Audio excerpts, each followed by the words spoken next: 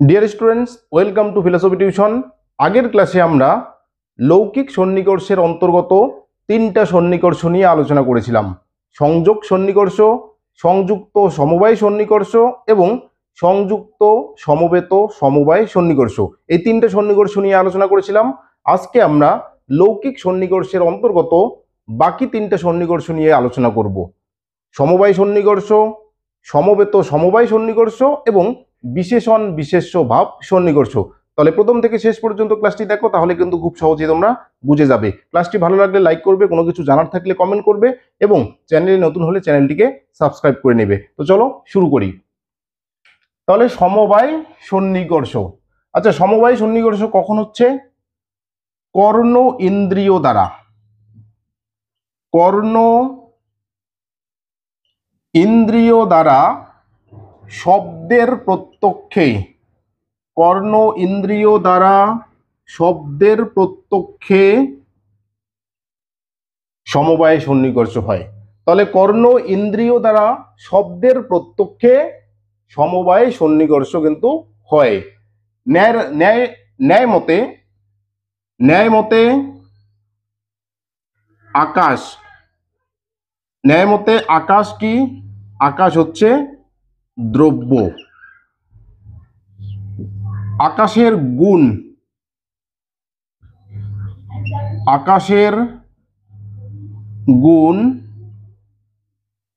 হচ্ছে শব্দ। তাহলে আকাশ হচ্ছে কি? দ্রব্য। আকাশের গুণ কি? শব্দ। তাহলে শব্দটা কি? শব্দটা হচ্ছে গুণ, তাই তো? কার গুণ? আকাশের গুণ। তাহলে আকাশ দ্রব্য এবং আকাশের গুণ হচ্ছে শব্দ। শব্দটা কি? গুণ। কার গুণ? আকাশের গুণ। আচ্ছা, ন্যায় দার্শনিকরা আবার বলছেন যে আকাশ, এই যে আকাশ যে রয়েছে, এই যে কর্ণ ইন্দ্রিয় আকাশ ছাড়া আর কিছু নয়। তাহলে কর্ণ ইন্দ্রিয় আকাশ ছাড়া কিছু নয়। তো কর্ণ ইন্দ্রিয় যদি আকাশ ছাড়া আর কিছু নয়, তার মানে আমরা বলতে পারি যে কর্ণ ইন্দ্রিয়ের গুণ হলো শব্দ, তাই তো? তাহলে কর্ণ ইন্দ্রিয় আকাশ ছাড়া কিছু নাই, মানে কর্ণ ইন্দ্রিয়ই হচ্ছে আকাশ। আর আকাশের গুণ কি? শব্দ। তাহলে কর্ণ ইন্দ্রিয়ের গুণ কি হলো? শব্দ। ক্লিয়ার? তাহলে কর্ণ ইন্দ্রিয়ের গুণ হচ্ছে শব্দ। তাহলে কর্ণ ইন্দ্রিয়ের গুণ শব্দের প্রত্যক্ষে, তাহলে কর্ণ ইন্দ্রিয় দ্বারা শব্দের প্রত্যক্ষে, তাহলে কোন সন্নিকর্ষ হচ্ছে? সমবায় সন্নিকর্ষ। ক্লিয়ার? তাহলে দেখো, আগের তিনটে সন্নিকর্ষ কিন্তু চক্ষু ইন্দ্রিয় ছিল, কিন্তু সমবায় সন্নিকর্ষের ক্ষেত্রে চলে আসলো কে? কর্ণ ইন্দ্রিয়। ক্লিয়ার? তাহলে কর্ণ ইন্দ্রিয়ের দ্বারা শব্দের প্রত্যক্ষে সমবায় সন্নিকর্ষ হচ্ছে। শব্দ কি? শব্দ হচ্ছে আকাশের গুণ। আকাশ কি? আকাশ দ্রব্য। তাহলে আকাশ আর আকাশ, কর্ণ ইন্দ্রিয় যেহেতু আকাশ ছাড়া আর কিছু নয়, মানে কর্ণ ইন্দ্রিয়ই হলো আকাশ। কর্ণ ইন্দ্রিয় হলো আকাশ। তাহলে কর্ণ ইন্দ্রিয় যদি আকাশ হয়, তাহলে আকাশের গুণ যদি শব্দ হয়, তাহলে আমরা বলতে পারি কর্ণ ইন্দ্রিয়ের গুণ হচ্ছে শব্দ। তাহলে কর্ণ ইন্দ্রিয়ের গুণের প্রত্যক্ষে, অর্থাৎ কর্ণ ইন্দ্রিয় দ্বারা শব্দের প্রত্যক্ষে যে সন্নিকর্ষ হচ্ছে, সেটাকে বলা হচ্ছে সমবায় সন্নিকর্ষ। ক্লিয়ার? আচ্ছা, নেক্সট কি আছে? তাহলে কর্ণ ইন্দ্রিয় দ্বারা, তাহলে কর্ণ ইন্দ্রিয় দ্বারা শব্দত্ব জাতির প্রত্যক্ষে, তাহলে কর্ণ ইন্দ্রিয় দ্বারা শব্দত্ব জাতির প্রত্যক্ষে সমবেত সমবায় সন্নিকর্ষ হয়। দেখো, কর্ণ ইন্দ্রিয় দ্বারা শব্দের প্রত্যক্ষে কোন সন্নিকর্ষ হচ্ছে? সমবায় সন্নিকর্ষ। কর্ণ ইন্দ্রিয় দ্বারা শব্দত্ব জাতির প্রত্যক্ষে কোন সন্নিকর্ষ হচ্ছে? সমবেত সমবায়, তাই তো? তাহলে কর্ণ ইন্দ্রিয়, দেখো, কর্ণ কর্ণ ইন্দ্রিয় দ্বারা প্রথমে কার হচ্ছে? শব্দের, তাই তো? এই শব্দে আবার কে লুকিয়ে রয়েছে? শব্দত্ব জাতি, তাই তো? তাহলে শব্দত্ব জাতিটা এই শব্দের মধ্যে সমবেত অবস্থায় রয়েছে। কাজেই এই কর্ণ ইন্দ্রিয় দ্বারা যখন আমরা শব্দত্বকে প্রত্যক্ষ করছি, তখন সেক্ষেত্রে যে সন্নিকর্ষটা হচ্ছে সেটাকে বলা হচ্ছে সমবেত সমবায় সন্নিকর্ষ। ক্লিয়ার? তাহলে কর্ণ ইন্দ্রিয় দ্বারা শব্দের কোন সন্নিকর্ষ?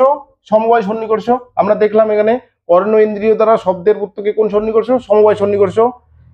যে সমবায় সন্নিকর্ষের মধ্যে এই শব্দ নামক গুণটার মধ্যে আবার শব্দত্ব জাতিটা সমবেত অবস্থায় রয়েছে। তো এই কর্ণ ইন্দ্রিয় দ্বারা যখন শব্দের প্রত্যক্ষ আমরা করছি, তাহলে সেক্ষেত্রে সমবেত সমবায় সন্নিকর্ষ হচ্ছে। ক্লিয়ার? নেক্সট, বিশেষ্য বিশেষণ ভাব সন্নিকর্ষ।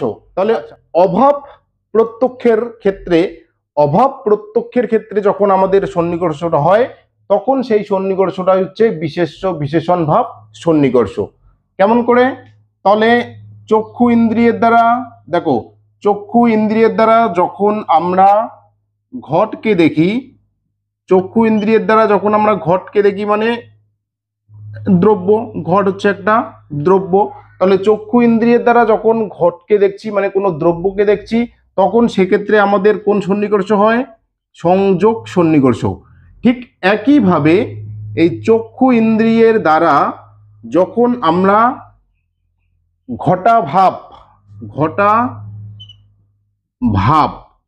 ঘটাভাব মানে দ্রব্যের অভাব মানে হচ্ছে দ্রব্যটি নেই, তাই তো? দ্রব্যটি নেই। দেখো, তাহলে চক্ষু ইন্দ্রিয়ের দ্বারাই কিন্তু আমরা দেখছি ঘট রয়েছে, আবার চক্ষু ইন্দ্রিয়ের দ্বারাই দেখছি যে ঘট নেই। তাহলে এই যে ঘট নেই মানে কি? ঘটের অভাব। তাহলে এই যে অভাবটা যখন আমরা প্রত্যক্ষ করছি, সেক্ষেত্রে আমাদের বিশেষ্য বিশেষণ ভাব সন্নিকর্ষ হচ্ছে। যদি বলা হয় ভূতলে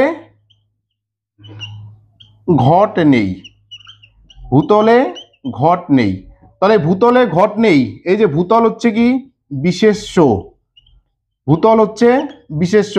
আর ঘট নেই মানে ঘটাভাব হচ্ছে বিশেষণ, ভূতলের বিশেষণ। তাহলে ভূতল হচ্ছে বিশেষ্য, আর ঘট নেই মানে হচ্ছে ঘটাভাব, ঘটের অভাব। তাহলে এই ঘটের অভাবটা হচ্ছে ভূতলের বিশেষণ।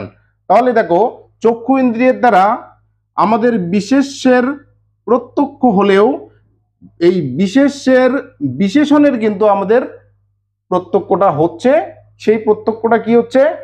ঘট নেই, তাই তো? তাহলে এই যে বিশেষ্য বিশেষণ ভাব, তাহলে বিশেষ্য প্রত্যক্ষ হলেও বিশেষণের ভাবের অভাবটা আমাদের কিন্তু প্রত্যক্ষ হচ্ছে, তাই তো? তাহলে বিশেষ্য ভূতলের প্রত্যক্ষ হলেও বিশেষণ ভূতলের ঘটের অভাব কিন্তু আমাদের সন্নিকর্ষ হচ্ছে বা সম্বন্ধ হচ্ছে আমাদের চক্ষু ইন্দ্রিয়ের দ্বারা। এর জন্য বলছে যে চক্ষু ইন্দ্রিয়ের দ্বারা ঘটের অভাব প্রত্যক্ষের ক্ষেত্রে যে সন্নিকর্ষ হয়, সেই সন্নিকর্ষটাকেই বলা হচ্ছে বিশেষ্য বিশেষণ ভাব সন্নিকর্ষ। ক্লিয়ার? তাহলে চক্ষু ইন্দ্রিয়ের দ্বারা ঘটের প্রত্যক্ষের ক্ষেত্রে সংযোগ সন্নিকর্ষ হয়। আমরা প্রথম দিনে আলোচনা করেছিলাম, অর্থাৎ প্রথম সন্নিকর্ষটা নিয়ে আলোচনা করেছিলাম। এই চক্ষু ইন্দ্রিয়ের দ্বারা যখন ঘটাভাব আমাদের প্রত্যক্ষ হচ্ছে, মানে ঘট নেই, প্রত্যক্ষ হচ্ছে এটা, তাহলে এক্ষেত্রে যে সন্নিকর্ষটা সেটা হচ্ছে বিশেষ্য বিশেষণ ভাব সন্নিকর্ষ। অর্থাৎ বিশেষ্যের সন্নিকর্ষ সঙ্গে সঙ্গেই আমাদের এই বিশেষণের জ্ঞানটাও কিন্তু হচ্ছে। বিশেষণের জ্ঞানটা মানে হচ্ছে ঘট নেই। এর জন্য বলছে যে বিশেষ্য বিশেষণ ভাব, অর্থাৎ বিশেষ্যের প্রত্যক্ষ হলেও বিশেষণের অভাবটাও কিন্তু আমাদের প্রত্যক্ষের বিষয় হচ্ছে।